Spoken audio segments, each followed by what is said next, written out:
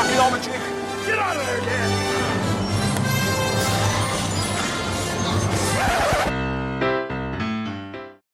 I don't understand.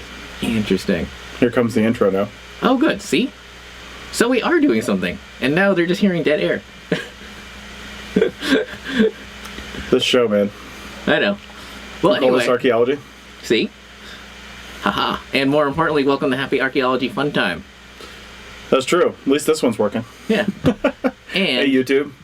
and what else? And I think I won an award for my YouTube channel, but I also wonder, because they sent me a code, like, put this badge on your website and stuff. And Really? I'm like, that's interesting. I wonder if that's like real code or if it's just like back code to like, track analytics or get all my info. I'm not going to slander the name though, because it might be a real thing. I haven't looked it up. Nice. Nice. See, there we are. Yeah, it's just way behind. Sorry for those of you watching the video here. We finally plugged in via Ethernet even. Let me turn this down actually a little more. Oh, really? No, it's fine. It's fine. Yeah, because according to this, we're good. Yeah, I don't know what the hell's going on. We're finally plugged in via Ethernet into this computer, Yeah. the one that's sending you the signal, and it's just total crap. It's been great the last 2 times, right? Yeah. Yeah, but no. So I just assumed someone's uploading a video or something massive. Somebody's doing something huge, and it's really affecting everyone. Yeah. Yeah, we're in a building, a co-working facility, as we've mentioned before, the Reno Collective, which is usually a great place, and they're actually working on getting fiber in here. Because right now I assume we're on like the high-end cable or whatever it is, but they're working on fiber. But you have to put in like an application. They got to come out here and like tear up the road and do all kinds of stuff. Oh, kind of like that table. Don't talk about the table. All right, fine. Kind of like the live track. Sure, whatever. Yeah, inside jokes. Anyway, what do you got? Interesting. Yeah. Oh my God. Do you have any? I'm going to ask you a question. Yeah, go ahead. Do you have any insights on social media this week? Social media. So it turns out I am not only a terrible person, but I suck at social media. Yeah. When you're Yeah. I hate to give a parallel to this, but I was very Donald Trump-like this last 5 days. Yeah. Some stuff went down that honestly I'm kind of pleading the fifth on. I honestly didn't know that we'd done anything wrong to offend somebody. Yeah. But we did in 2 separate circumstances. And, or I did on the APN page. We also need to adjust that camera. Oh, we did. Anyway, I did on the APN page, and I just, kind of went from there. Wait, keep talking. Yeah, I responded to people. Richie's going to adjust the camera while we're talking here. There. Yeah, almost. They probably can't hear that. I think I meant the other one. Oh, that one. It's just a little low. Really? Yeah. Anyway, I responded to some stuff, and I guess I was advised that maybe I should have just let people slander our name and say bad things about us, and then it would all blow over. Well, no, I wouldn't say that. More like just be, I don't know, sarcastic.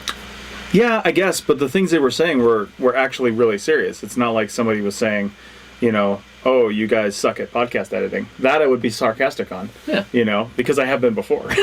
Because sometimes we do suck at podcast editing. Yeah. Sometimes the sound is just off, and I work my whole existence is really in trying to make our podcast sound good. Yeah. 99% of the conversations I have with people regarding our podcast, whether it's listeners or hosts or whatever, is revolved around making our podcast sound better. I mean, I spent $1,000 on a course last fall that I didn't have to take a course to teach me how to make our podcast sound better. And pretty soon we might have new equipment in here. That's going to be super cool. It will be super cool, but it doesn't help our other hosts. I know. It'll help us. We'll be able to do some cool things. But and I understand. For the other podcasts, if they don't sound very good, usually it's because they don't have the right equipment. Obviously, they're not in a studio like we are. I get that too. But I didn't broadcast from a studio for the first 4 or 5 years of the podcast. Yeah.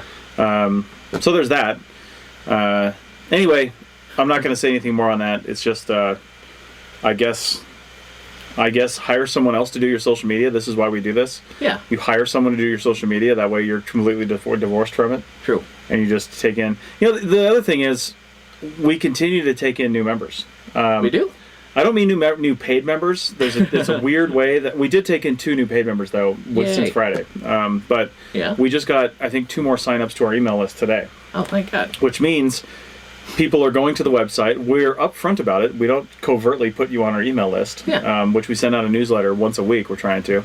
We don't covertly do that. When you scroll up the page, there's a pop-up that's designed to come up.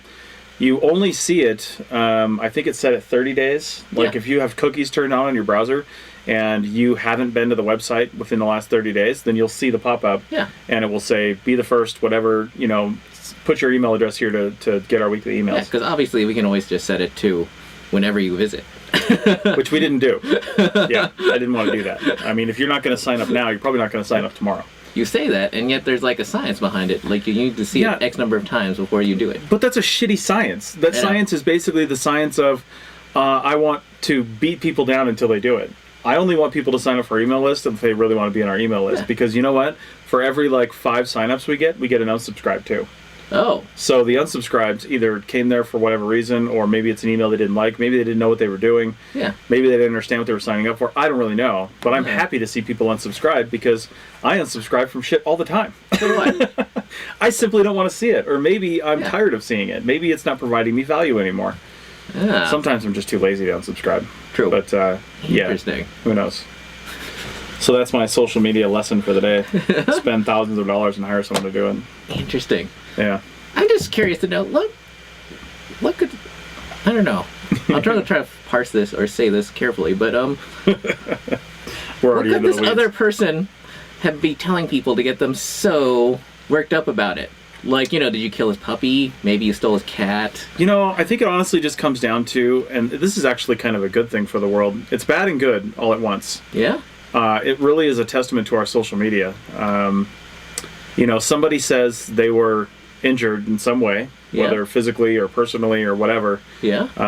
Or in this case, intellectual property, if that's a thing. Somebody says they were injured on social media and their friends step up to back them. That's actually a good thing for the world. It's good that your friends will step up and say, I don't know what's going on with you. I don't know what happened. I have no idea what's going on with this situation, but I will defend you if it's the last thing I do. And that's what we saw. That's what we saw happening. I think personally that that's A, good, and B, very bad. Because it's good to support your friends. It's good to support your family. You want to be behind them. But also understand that this is social media. Yeah. And in a lot of cases, comments were put out by people on public forums that are unsecured, like Twitter and public Facebook pages. And we're learning a lot about Facebook data today. Zuckerberg finally came out and addressed the concerns. Oh, and that does remind me. That's why I never post on anything, on any page, like a news page or anything. I never post a comment. Ever. Yeah. Well, we'll get into that in a second. But either way, the point is, I understand backing your friends. I understand backing your family and doing that almost unwaveringly. However, you are putting yourself out there as well. And in some cases, perhaps the person you're backing, maybe they don't have the full facts. Maybe they're, maybe they're actually not right. It might do you some good to do a little fact checking first. Do a little background check. I mean, we hold news agencies to this standard. We talk about fake news all the time. We talk about, fact checking the president, fact checking politicians, fact checking everybody. You really, as a good skeptical person in the world, and especially if you're like a scientist or something, you should be fact checking everything. You really should be. You should be, but that's not the world we live in. We live in the world where science is up for debate. I know. You can choose whatever facts you want. Right, and I'm an atheist. I've said that before, but that's, and I'm saying that because I'm part of a group. I haven't really been active in there because I have so much stuff going on. But I used to be on the board helping set up the Reno Freethinkers. They don't call themselves the Reno Atheists because it goes beyond that.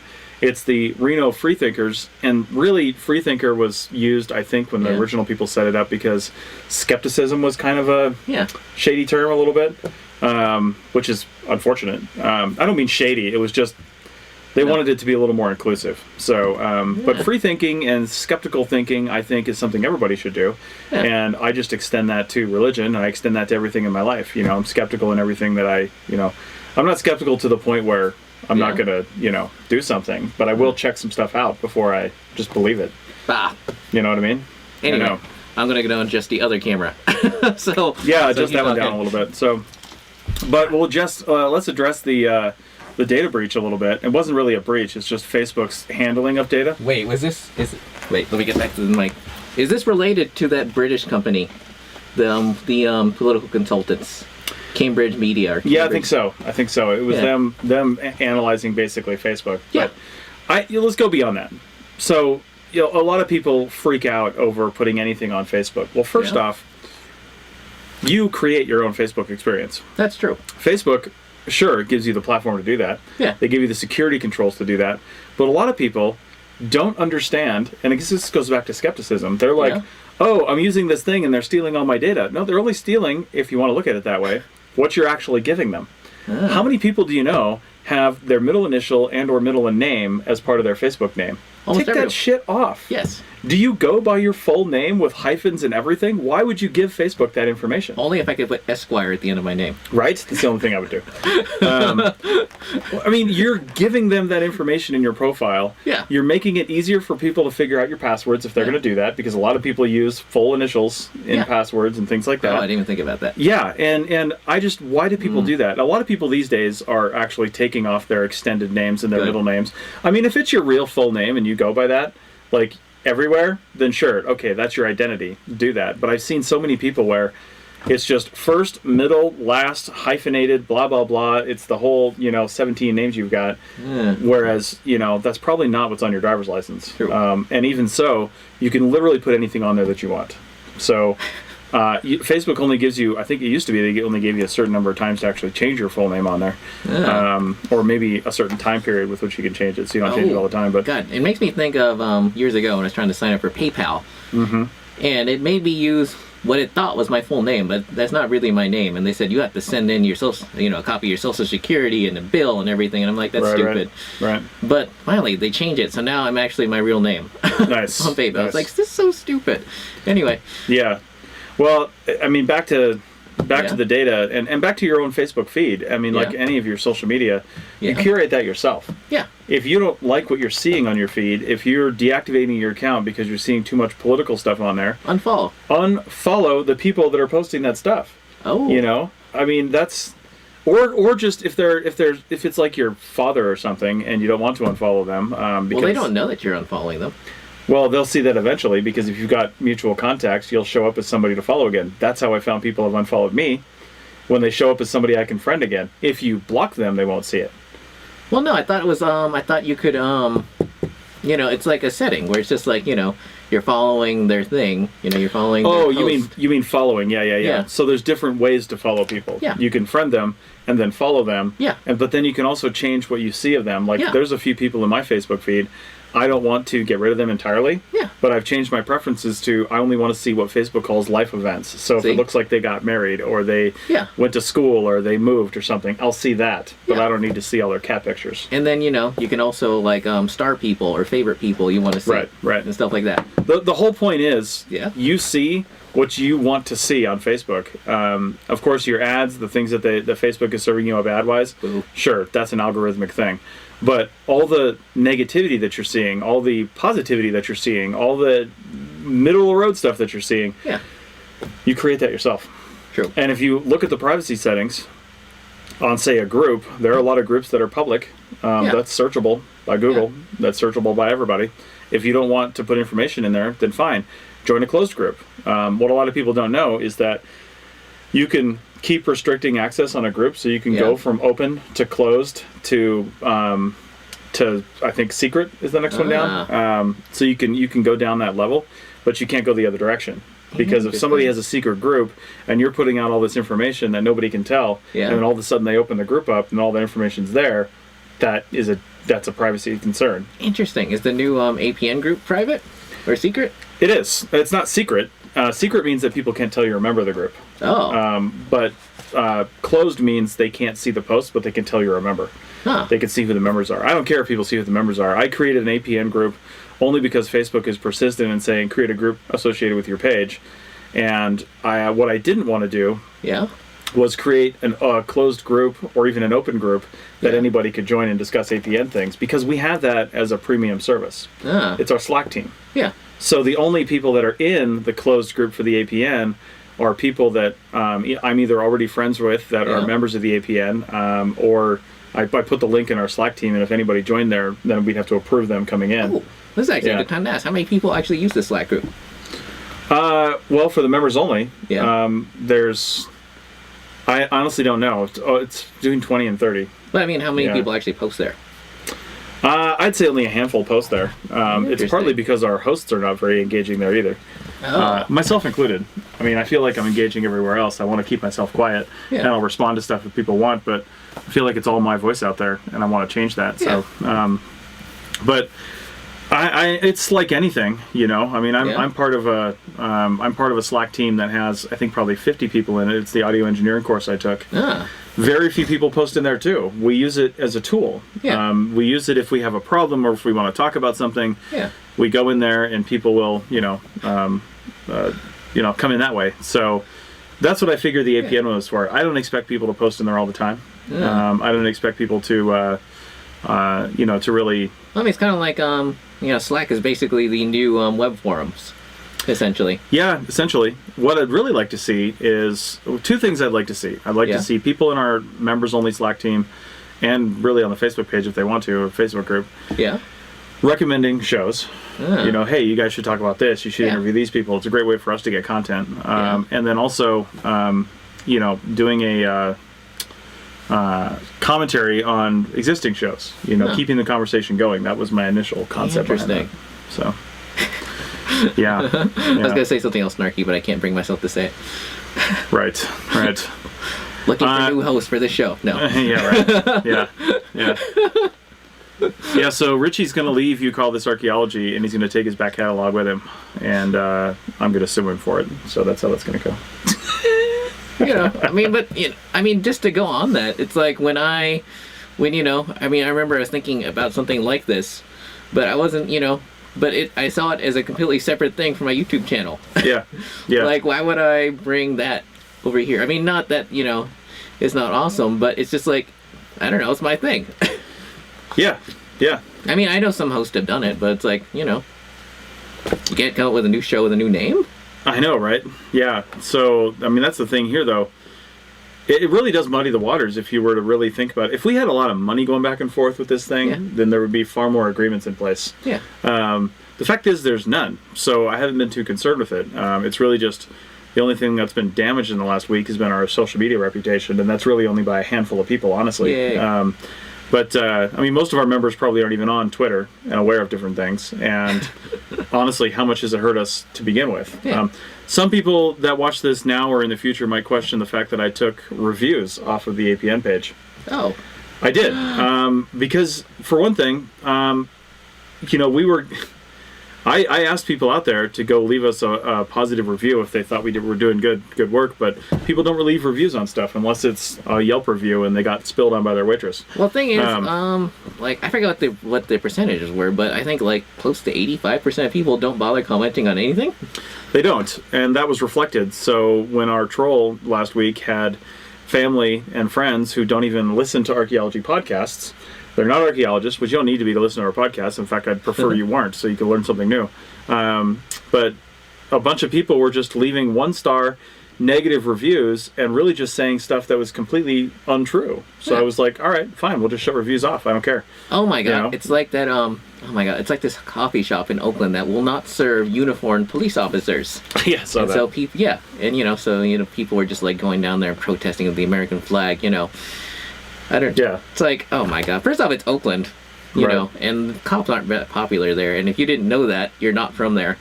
Right. I mean, some of the, oh my God, if you're from there, like I am, and you see some of the terrible things the police officers have done. I think the most latest scandal was a bunch of cops were using underage prostitutes. Oh my God. Yeah. Yeah. And it's like, oh my God. And that's the reason why people in Oakland do not like cops. Not that I hate cops, because one of my oldest friends is a cop. Right. There. Yeah. But anyway, I don't even know what we were talking about. I know. But let's talk about your YouTube channel. Yeah. Because your YouTube channel is Happy Archaeology Fun Time. There you go. Yeah. But the thing is, we do you are recording this, and you take our You Call This Archaeology videos and put them on your YouTube channel, Happy Archaeology Fun Time. Yeah. In reality, they should probably also be on, or only be on, some people would argue, I'm not, but I'm just saying to bring them all out there, an APN YouTube channel. So the question is, from a legal standpoint, if we kept moving on with this, and let's say somebody came in and said, I want to give You Call This Archaeology $10,000 a month to do podcasts. Neat. And we're looking at advertising and licensing and all that stuff. Yeah. Where does that come in? Now this show that's being done on the APN is sitting on your YouTube channel, something we have no control over whatsoever. True.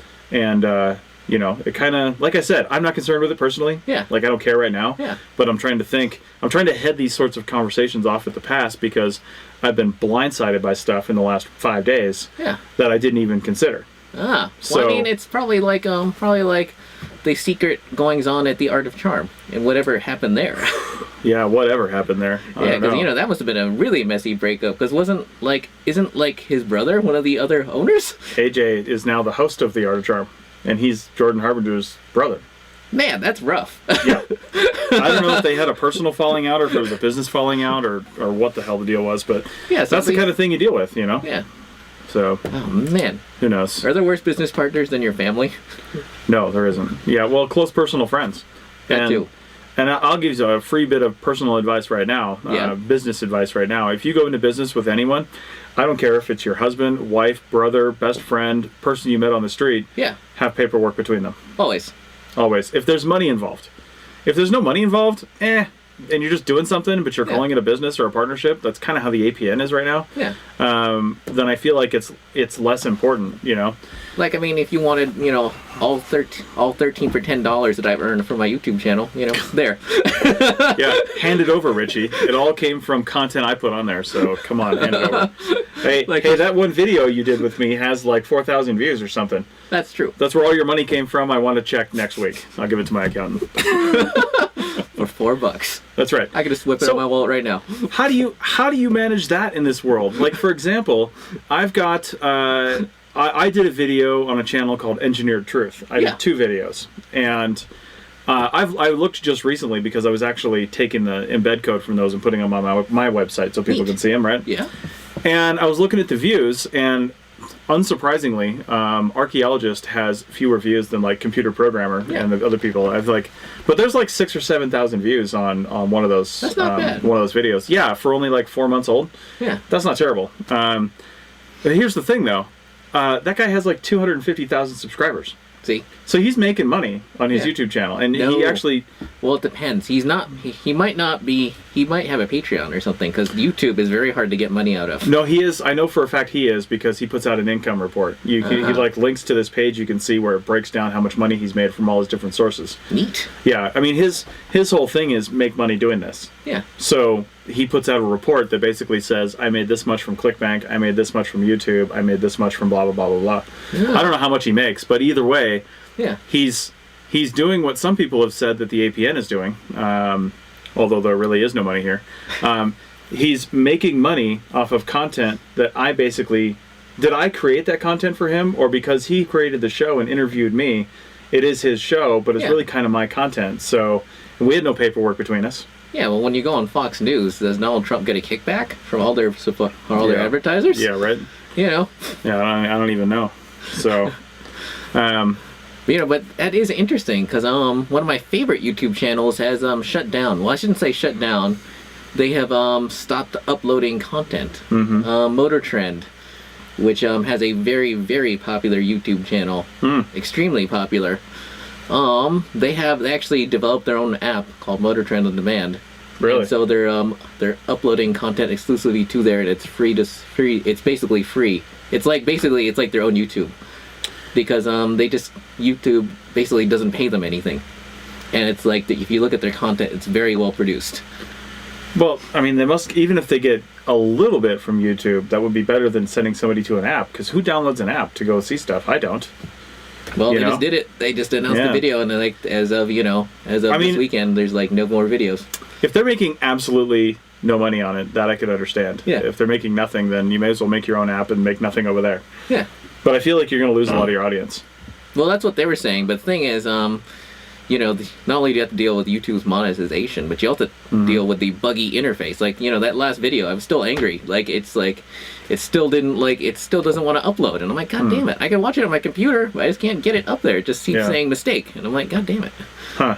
And that'll be the second video I'll have to skip because it won't upload. Right. I'm like, God damn it. Well, I don't know what to tell you. So. Oh my God. Not to turn this entirely into a tech podcast, but I was looking at that Archaeotech post you put in, and I know that there were some stragglers. You know, some things that obviously came in after you did the show. Yeah. And I thought it was interesting, like the the post that was slamming iPads and how it seems silly and they don't want it in the field and, you know, blah, blah, blah. I haven't seen that one yet. Yeah. Yeah. Well, what Ruchi's referring to, if you're not aware, I put up a post yesterday in Archeo Field Techs on Facebook and in CRM Project Managers, actually. Oh. And it was basically said, you know, Paul, my co-host for the Archaeotech podcast, we had some topics planned, but we're like, well, let's just lob this one out and see if anybody bites on it. And we put out So here's the funny thing: on Archeo Field Techs, I put up a post that said, "We're recording the Archaeotech podcast today. Send us in your tech questions." Yeah. And I said tech questions. I was like, "Is there anything you want to know?" The first two comments were about being a field tech. Yeah. And I had no idea that could be misconstrued. Like, to me, tech is tech. No. You know, and this podcast has been around for 3.5 years almost. Yeah. And how many times have people looked at it and said, wait, this has nothing to do with being a field tech? I was like, Jesus, I didn't even realize it. Should we call it archaeotechnology? Maybe you should, actually. I mean... That's why I changed the alt text in the photo. I know. But anyway, we had a lot of really good submissions, and I think I'm going to use that forum moving forward to really kind of crowdsource show information, because that's the whole reason we do these podcasts. We do it to give information to people and to, you know, provide education and things like that. It did give me a good idea, you know, for a video, how to take good photos with your iPad in the field, because apparently it seems to be super hard. It's not, though. I know. Yeah. It's like, you know, people are like, oh my God, the sun glare and everything. Well, it's like, dude. Yeah. Like, you know, as someone who used to lug around a DSLR, you know, like, the cameras, the dedicated digital cameras most companies give you are crap too.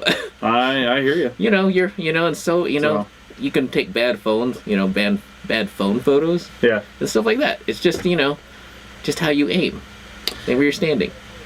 I am going to try and find some of those comments from the Facebook page here that you were talking about. Yeah, because like you know, one of the comments was like, you know, what happens when technology is an impediment to doing your work? And then, you know, they named the iPad specifically. Like, they didn't want the iPad. They didn't want to lug it around. It's heavy. Camera sucks, blah, blah. And it's like, you know, my God, you know, in 2020, when you and Paul, you know, estimated that, you know, we'll be entirely paperless, you know, people are going to laugh at that. Or alternatively, they're going to be like, get out of here. Yeah. Maybe. Well, while Chris was looking for that, I have to admit, I'm totally distracted trying to find this. I have to admit, I was super bummed out that someone stole my field lighter. That's pretty crappy. Yeah, from my day job, which hopefully will be, I don't know, hopefully it'll be over soon. I don't know. We'll see. I mean, hopefully something is drummed up at the, hopefully I drum up some work at the NAAs. I mean, you're going to be there, right? I will be. That's this weekend, the Nevada Archaeological Association Conference. You know what's disappointing? I was thinking about it. Because, you know, when you go on Facebook, it says, this person's going to that event, this person's going to that event. Why doesn't the NAA have an event that people can click in and say they're going to this? Because they don't have someone doing their social media. Oh. Yeah. Because, you know, think how many more people would come if, you know, it was on Facebook that, you know, this many people were going. Yeah, I know. I can't find that post on Archeo Field Techs. It's gone already? Was it deleted? Oh, I was just looking at it. I'm an admin. Why can't I find it? I see the post we just put up. It's gone. And now we both look. That's a little bit ridiculous. It was an Archeo Field Techs, right? Maybe not. And now there's dead air. No, it's not. We're still talking. It's all good. But, Nobody you know, cares. I have to admit, though, that lighter did make me feel like an anachronism. Well, you know, considering I was just at the Society for California Archaeology meeting and hardly anyone... Yeah, there it is. Why can't I see it? Because you're using an iPhone. Oh, my God. Take that. I think too much technology within archaeology is counterproductive. I do feel it's necessary in some aspects. But you replied to that. I did. Yeah. Yeah, now I can find it here. Yeah, like, see? Like, use an iPad in the field to take photos and being restricted with the camera on the iPad, glare, quality of photo, close-ups versus sight photos, not to mention having to lug it around. Yeah, she said too much technology has hindered projects I've been a part of myself. Yeah, I mean, here, it's not the... This is the misconception I want to try to alleviate from people. Yeah. It's not technology that was the problem. Because what do you mean when you say technology? We call projectile points lithic technology. Yeah. I mean, do you not want to take a truck in the field? Do you not want to take a phone in the field? Do you not want to take a Trimble? Do you not want to take your clipboard? That's technology. Of course not. People just want to go for a walk in the woods. I know. The people that are doing modern advanced digital recording technology incorrectly are the ones that don't know how to use it in the field. Yeah. If it's obtrusive to you, if you like this person, I'll use a first name, Allison. That's fine. Nobody knows who that is. Yeah. If you found that attempting to use an iPad in the field to take photos, and being restricted with the camera on the iPad, glare, quality of the photo, close-up versus sight photos, not to mention having to lug it around. The lug it around, I'll address that in a second. But anyway, if you find that obtrusive and you find that to be a problem, then whoever handed that to you did not tell you how to use it, and they didn't give you the right apps to use it with. Yeah. Plenty of applications out there that you can take a great photo with. True. If you're using an iPad Pro or anything over an iPhone 7 Plus, you can take 10 plus megapixel photos at raw quality. Yeah. So, I mean, show me a point and shoot that'll take a better photo. That's like the stupid lens one. Sure, if you're taking a digital SLR out there. Well, it depends. It depends how much money you're spending. Well, that's not the question. Most companies are not spending any money, and they're buying $150, or less digital point and shoot. Less than $50 sometimes. Yeah, with the mechanical lens. You're telling me that's better than the phone, than the picture on something else? No. It's not. You just need the right app to take those photos with. Yeah. The other thing is having to lug it around. So when I ran a project a few years ago, we started on day one with everybody had iPads. Yeah. And in those iPads, I had site recording forms. I had camera apps, not the native camera app. I had camera apps like ProCam, things like that. I had Graphic, which is a drawing app, vector drawing application that we used. And then I had iAnnotate, which we used for all of our references and things like that. Yeah, I was going to mention that. Yeah, one of the guys on our crew had this massive 3-ring binder full of, he's a 10-year plus at the time field tech. Yeah. So he had this curated collection of resources that he'd collected over the years. Well, I had all that in one single folder on iAnnotate. Although it should be noted that you did switch from the full-size iPad to an iPad mini. Well, I did, but that's fine. You should be using the right iPad. If somebody sent you out there with like a 12-inch iPad Pro, they're a bunch of douchebags. True. You shouldn't be lugging that around. That iPad has its uses. Again, it's the right tool for the right job. True. I would give people. I would have probably on my, if I did an excavation, I'd probably have 4 or 5 iPad Pros out there with the Apple Pencil, because we'd use those for sketching. Sketching profiles, floors, whatever. So. But I still want to see the day, honestly, when companies just give you a phone. Yeah. Well, that's another question. I mean, the only company I've ever known to give out a phone is like one of the best ones in this region. Far Western is like the only company I've ever seen give out phones. It's tough though, because in our current way that CRM works, it's hard for a company to have just like 15 phones sitting there for when they have a big project and they need to give everybody one. They're not going to give them a phone that works as a phone for like 2 weeks. They're just not going to do that. That's true. But it depends on the, I've only seen them give it to like senior people, basically. Right, but then that doesn't really do the field people any good. That's true. Yeah, sure, it's great for senior people to have one, but the people that are actually doing the site recording, the people that are actually using the devices, they don't get one. That's true. That's why people are generally using iPads right now. If you had some sort of reimbursement program and said, listen, if you're using a phone that meets these specifications, whether it's an Android something or other or an iPhone 7 and above or something like that, if it meets the specifications to use the software, then you can give them a you can give them a reimbursement or something on the project. You can say, we're going to reimburse you $50 a month or something. And it doesn't have to be an iPad, by the way. Like I am actually I'm finding that Kindle I got is surprisingly good. It's not as speedy as my phone, which is like 5 years old now, but it's decent enough. Yeah, the only thing you'd want to check, I mean, and I don't know, if you've done this yet, but the only reason I would use something a little more high-end, honestly, is because durability, for one thing. If you're throwing it in somebody's backpack, it's going around, the higher-end components or tablets, they're just made from sturdier products, so there's that. But then also speed and battery. So if you're using that, but you're probably able to charge it a lot. You're probably able to charge it almost every day doing different things. But I don't need to. You don't need to, but you're also not on it 8 hours a day. That's true. So if you're on it, it's hot, it's out in the field, and you've got this thing turned on literally all the time. The iPad will make it through an entire day if you treat the battery properly. It will make it through an entire day of heavy use, and I have 30,000 acres of survey to prove that.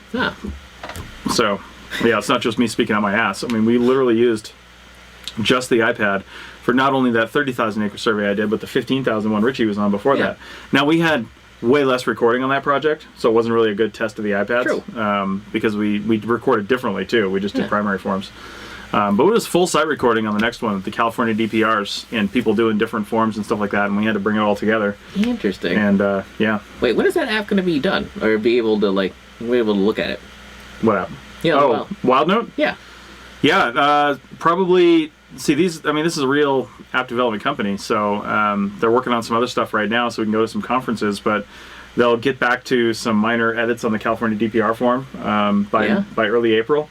And then it looks like we want to send some people into beta testing, like basically free beta testing on April timeframe. Neat. Then they'll work on whatever came out of that and then have it available probably within a month of that. So probably talk to some people in town about that. I might be talking to you and some other people about that, and we might be doing some... I told them at the company, I was like, hey, I could probably pull a crew together if we give them pizza and beer at the end of the day. We might just be able to go out and record some stuff in the desert just to use the app, give some feedback on it. So, yeah. But if you are interested in beta testing an application in California right now, possibly some other states in the West coming out soon, send me an email. Actually, send it to my chris@wildnoteapp.com. And we'll talk to you about getting in the beta program because you're not going to pay for it. You're just going to try it out and give us feedback. So. Oh my God. Yeah, but we need it on real projects. My God. Not to go off a slight. It's more like a slight tangent, but I sent out a resume to a company in town. Not in town. Mm-hmm. They're they're in Carson, I think, and then they got one in Davis. Yeah. And for the first time ever, I got from any company, I got an automated response. It said, thank you for your, resume. We'll look at it. I'm like, wow, that's crazy. Yeah. Most companies, there's a company right down the street, almost diagonally across the street from us. I haven't heard back from them in years, and yet I see, the office people there, all over town. Yeah. And I say, hey. There was a person I know on Facebook who, she said she just got what looked like an automated response saying, thanks for applying, but the position has been filled, for a position she applied to 4 years ago. She circled back up in the system somehow and automatically sent her something. Neat. Yeah. Oh, man. So. But speaking of this company, though, it's it makes me wonder if they're not using that sort of automated crawling software that, other companies use for their resumes. Oh, probably. Yeah. And if they are, then maybe you should get out there and start revising your resume. Right. To make it more search engine friendly. Yeah. Well, I am happy to report, as people who are listening to this, that for some reason the audio doesn't jerk at all on this, which is great. Yeah, I mean, I thought if the internet was being a little pain in the ass. Well, I feel like Facebook probably prioritizes. I might be wrong. They might be, but Skype can't even figure it out. Really? So, I mean, everybody has been on a Skype call where 10 minutes in, it starts to drop and do weird things. Yeah. But it doesn't sound like this is doing that, so. Oh my God, speaking of that company down the street, not to spread gossip, but man, every time I drive by, there are fewer and fewer trucks, and I keep thinking, because they're on field project, but then I think maybe because they're never coming back. They might be on field projects. The company owns the trucks. I know, but I'm every time I drive by, it's like those trucks have been gone forever. Yeah. And I drive by every day. Yeah, you do. Yeah. So do you. Well, wait, no, you go the other way. No, I go the other way. I don't go by there very much. Interesting. But, yeah. So. Wait, did you donate anything to the auction this year? The Society for California Archaeology auction, yeah. I donated a year APN membership, and somebody bid on it. I don't know how much they bid. I hope the SCA gains some good money for that, though. I mean, it was probably a $270 or $80 value. But you didn't donate to the NA one? No, I haven't yet. Interesting. I didn't see anything come through. I can do it last minute. It's NAA. True. I'll bring something there Friday. I think I'm just going to do like some APN swag and maybe a membership or something as well. Ooh, so neat. we will see. Yeah. I'll donate a notebooks.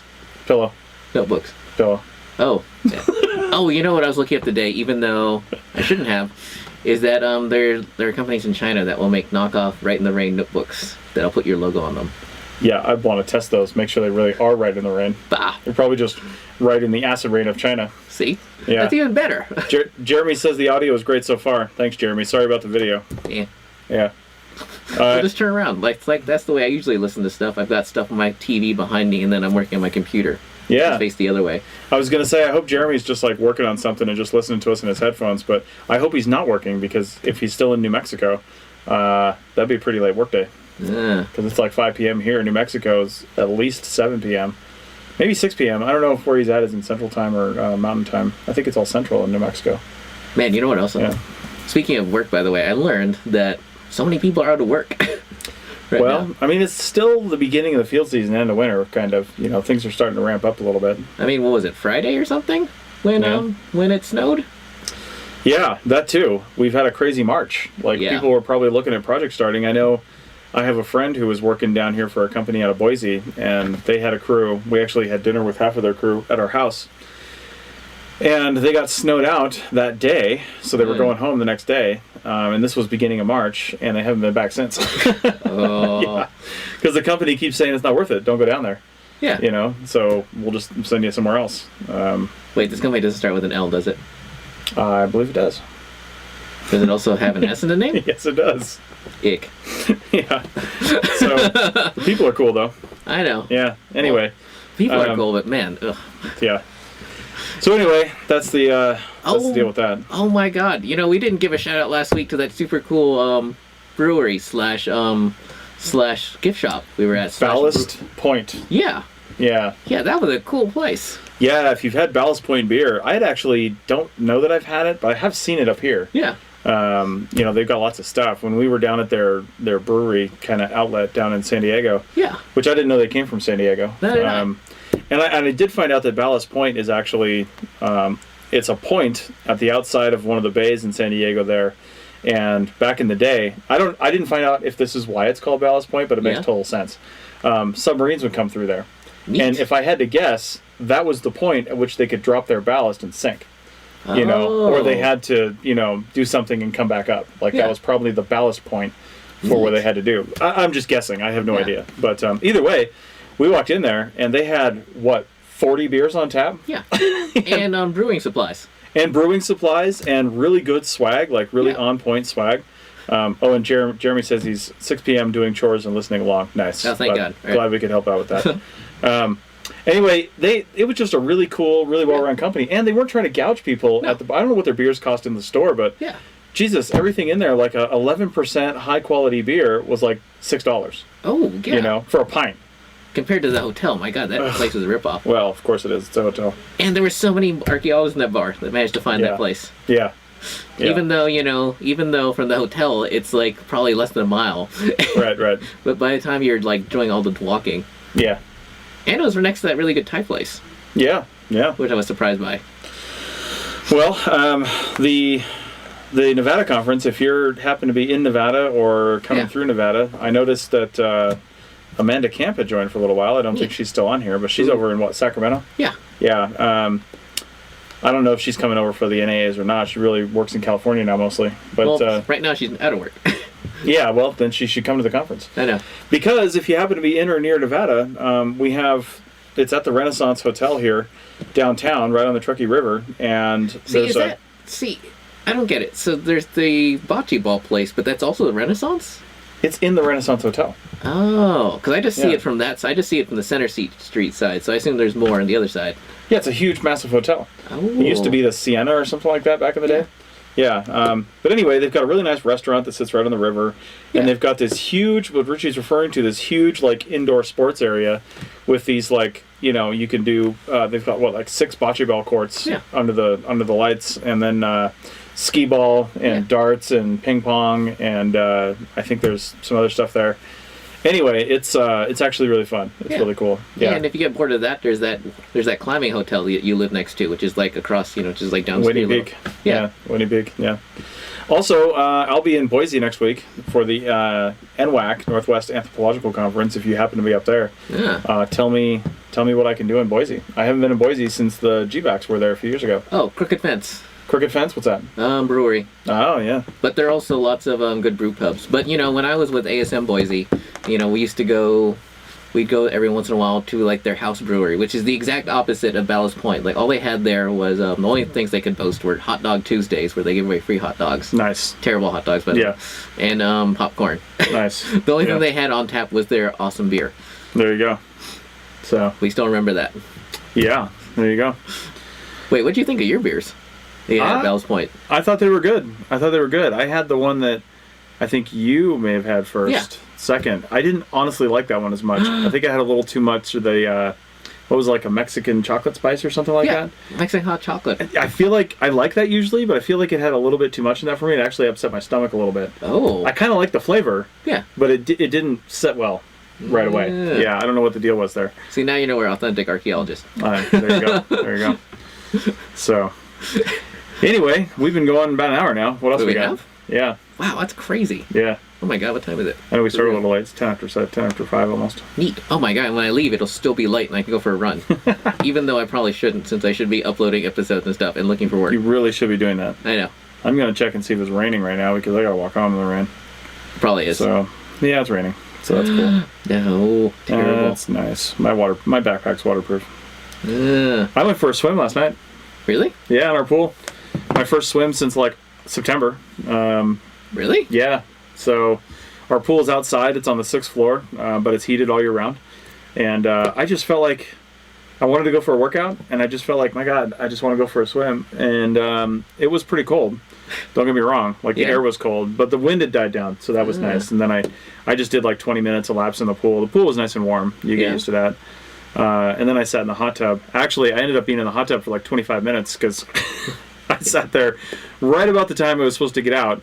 I set the timer for like 10 minutes for the bubbles, and that's usually I was going to get out. Right before those went off, a friend of mine that actually has an office here, he also lives in the Montage. Oh, neat. And he lives on that floor of the pool, actually, and he came in, and so we sat and talked for like another 15 minutes. So, yeah. So that was great. I loved it. It was awesome.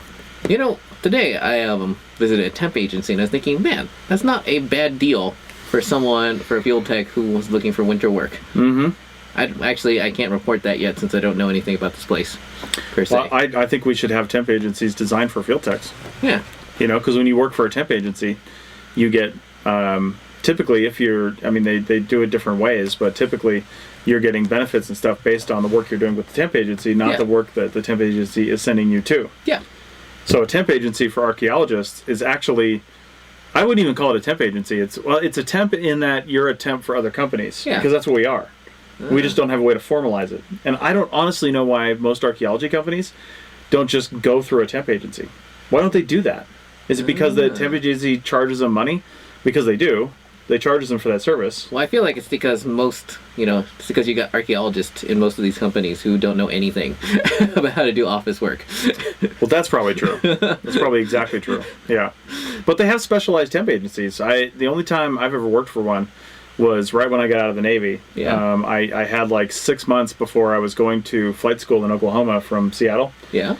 And I just got out of the Navy on Christmas Eve of 1997, and I wasn't going until June, and my wife and I were like, all right, what am I going to do now? I need a job. Yeah. And I went and I found this temp agency called Aerotech. They're still around. They are. Yeah, and it's basically a temp agency for high technology jobs and professions, not just like random stuff. If it was then, it's not that now. Oh, well, it was then. Yeah. That's mostly what they did. They probably expanded out, as the workforce. But anyway, that's what they did. They made me take tests on circuit design and all kinds of stuff. Yeah, I had to take all these tests. Well, depending on the company you're going to work for, you have to take a bunch of different tests. Like I took tests for this one company. It turns out they wanted somebody a little longer term. I passed all their tests, but they didn't hire me. I really would have wanted that job. That was kind of cool. But I ended up working for a place called Space Labs Medical up in Seattle, and that was kind of neat because it was right next to the Nintendo campus and right next to the Microsoft campus. And so you're in that like office space sort of office park. Yeah. Yeah.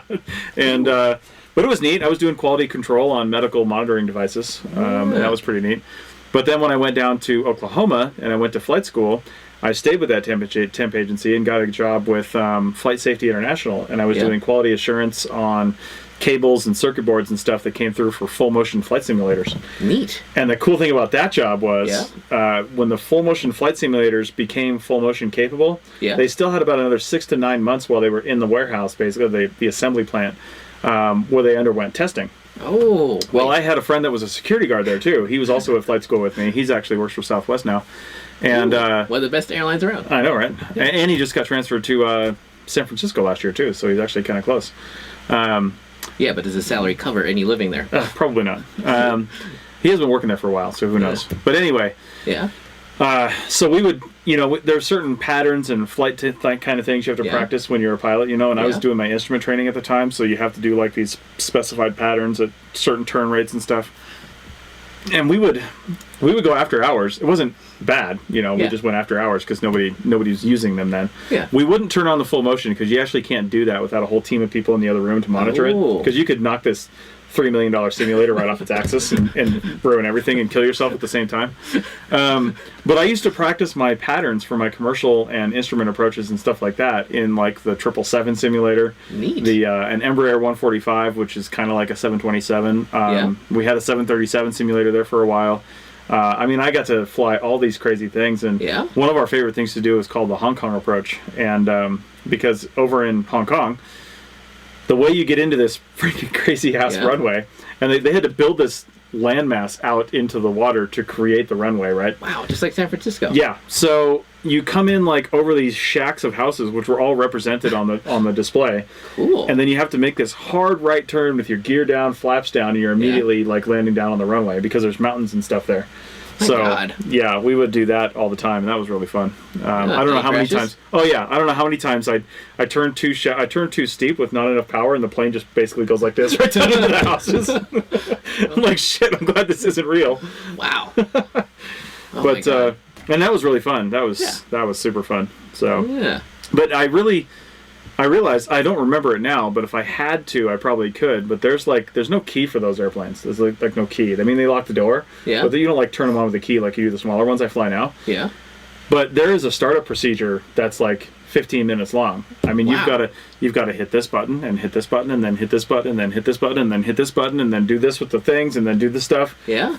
I mean, a really strict sequence on how you start everything up. Man. Because some of those bigger planes, they have multiple engines, right? Yeah. So you first have to start the electric generator that's on board the plane, which is basically internal jet engine. That gives you power and air conditioning and then allows the exhaust to basically start up the next engine. Then you start up engine 1. Then you start up engine 2. Then you start up engine 3. Then you start up engine 4.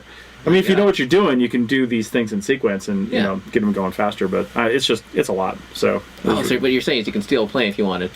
I kind of could. I don't know about steal it because they'd probably catch me before I got the damn thing started and taxied away. But I could definitely fly it. So if anybody, I'm waiting for the day when I'm on a plane where all the pilots are dead, and they're like, "Does anybody on this plane know how to fly?" And I'm like, "Show me the cockpit." Oh man, even if you're flying to Hong Kong? I think I could do it. I might bend the gear up a little bit, but I think I could do it.